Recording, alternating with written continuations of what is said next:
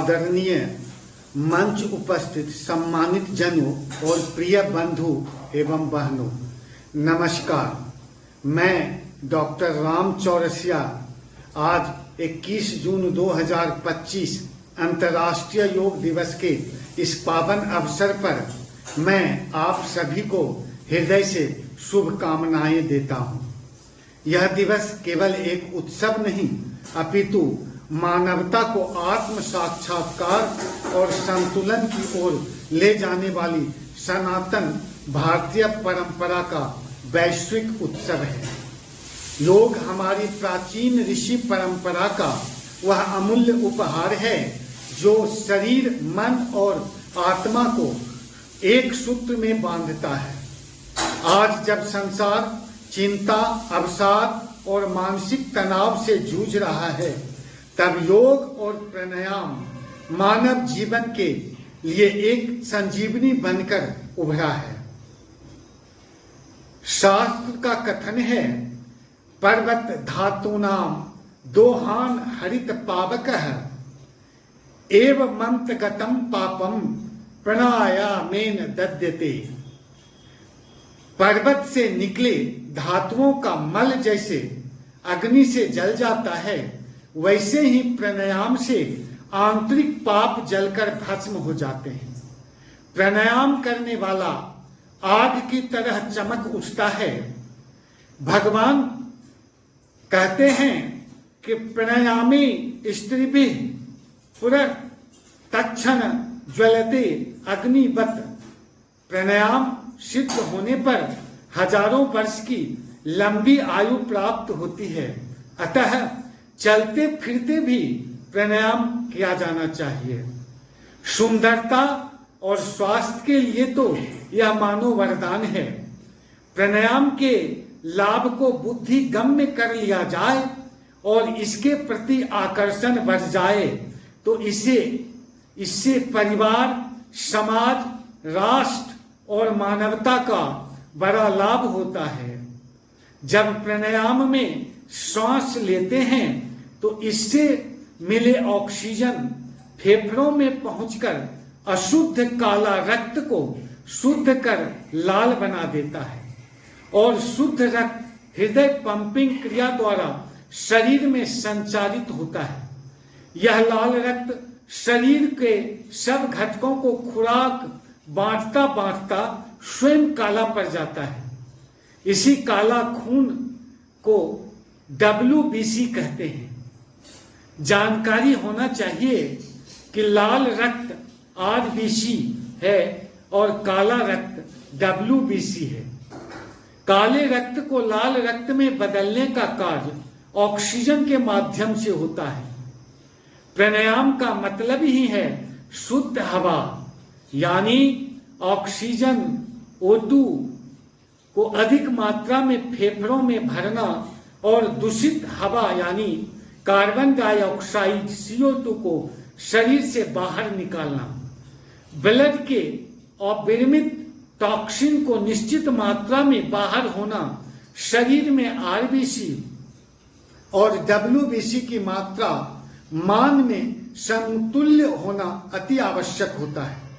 इसके असंतुलन होने से यानी कि WBC काला रक्त की अधिकता से मनुष्य को घबराहट होना, उल्टी होने, हल्का बुखार और अनिद्रा आदि की शिकायत को होना लाजमी हो जाता है। और इसका समापोचित समाधान के लिए सबसे रामबाण उपाय है प्राणायाम। प्राणायाम में फेफड़े और नाभि दोनों स्थान के वायु को जैसे ही नाक के माध्यम से बाहर निकालते हैं तो हृदय इस उपकारी तत्व को फिर से शुद्ध होने के लिए फेफड़ों में भेजता है, जो फेफड़ों में जमा हो जाता है। और जब हम लंबी गहरी श्वास से ऑक्सीजन को लेते हैं तो श्वास में मिले प्राणवायु ऑक्सीजन के द्वारा यह उपकारी तत्व पुनः सशक्त हो शुद्ध हो जाता है और फिर शरीर के सारे घटकों को खुराक बांटकर शरीर की संजीवनी शक्ति को बनाए रखता है। जानकारी हो कि साधारण सांस फेफड़ों की सूक्ष्म कणिकाओं तक नहीं पहुंच पाता है। अतः प्राणायाम की अनिवार्यता आवश्यकता है। इससे मन, बुद्धि और शारीरिक संतुलन निर्मित हो जाते हैं। शुभ का आरंभ होता है। इसके लिए प्रत्येक शुभ कार्य आरंभ करने में प्राणायाम आवश्यक रूप से सन्निवेश है। बिरसा फाउंडेशन के योगाचार्यों ने एक विशेष शोध सर्वे में पाया है कि जब हम खर्राटे भरते हैं तो वह वस्तुतः प्रकृति द्वारा हमसे कराया गया विलामक प्राणायाम ही है। प्राणायाम सभी प्राणियों के लिए प्राकृतिक रूप से अपेक्षित है। जब फेफड़ों में काले रक्त की मात्रा बढ़ जाती है और शरीर के घटकों को खुराक बांटना धीमा होने लगता है, तब प्रकृति अपने तौर पर हमसे प्राणायाम करवाती है, जिसे हम सोते जागते खर्राटे के रूप में करते हैं। भस्त्रिका प्राणायाम के लिए दोनों हाथ को ऊपर उठाते हुए गहरी श्वास अंदर खींचा जाता है और झटके से दोनों हाथ नीचे करते हुए श्वास को बाहर निकाला जाता है। इस क्रिया से शरीर को 70% ऑक्सीजन की सप्लाई हो जाती है।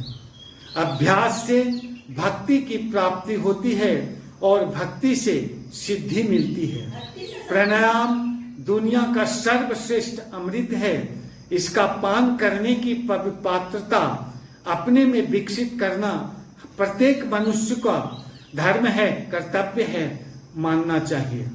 प्राणायाम के लिए मन एकाग्र हो और मन को एकाग्र करने का सर्वश्रेष्ठ मार्ग प्रभु का नाम जपन ही तो है।